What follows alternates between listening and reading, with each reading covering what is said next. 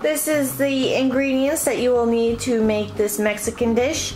You'll need some kind of green. I'm using kale. I'm using, normally I would just use one bundle, but I have 1.5, so I'm using that. You could use spinach, that works really well in this dish too. I'm using a green tomato because that's what I have on hand, but you could use, I normally would use a red one, or you could use some grape or cherry tomatoes and cut those in half. And refried beans. And I like to use black beans, but you could use pinto beans or any kind of beans you would like. Cilantro, that's optional, but I love fresh cilantro. A lime, an onion, you could use red or white. You could also use scallions for this. Some salsa. An avocado is optional. And you would need a bag of this, or as much as or little as you would like. I only have a little bit left in here. So I'm also going to improvise and add a couple of slices of the provolone Daya cheese. And you will need some kind of rice. I have rice and brown basmati rice and lentils cooking up in the rice cooker right now. And here is the rice when it's all done. The rice and lentils.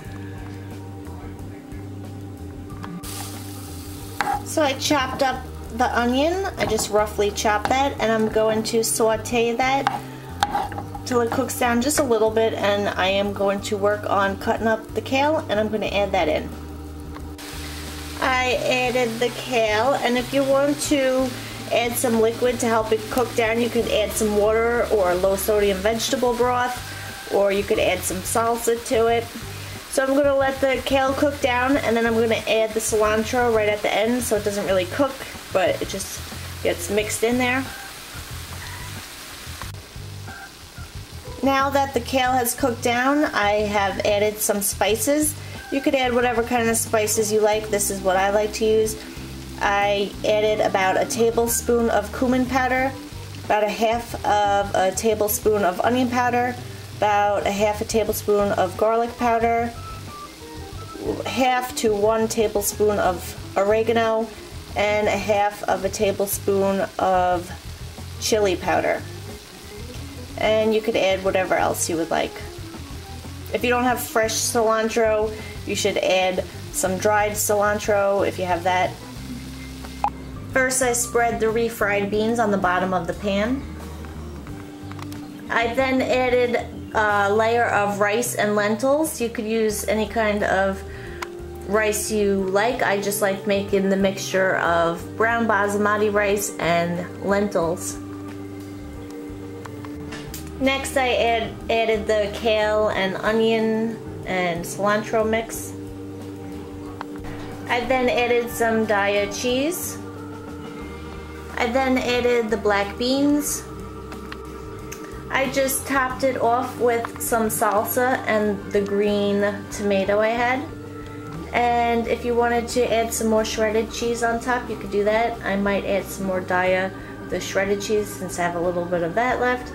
And then you're going to put it in the oven at 375 degrees for about 10 to 15 minutes. Here is the finished product. I put more Daya cheese on one side, and it's all melted nicely.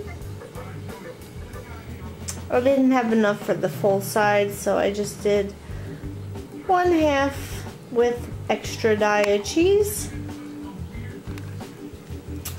But I am going to add some more toppings, and I will show you that. And here is the final dish. I started with some of my casserole I made, and I topped it with some avocado and some of my Mexican coleslaw, and I topped it with some salsa. And then I'm gonna add some lime to it. This is the perfect Mexican dish for a vegan. You could do this on Mexican Monday or Taco Tuesday, and I hope you enjoy. If you love Mexican food like me, you will love this dish. Thanks for watching, and I'll see you next time. Bye!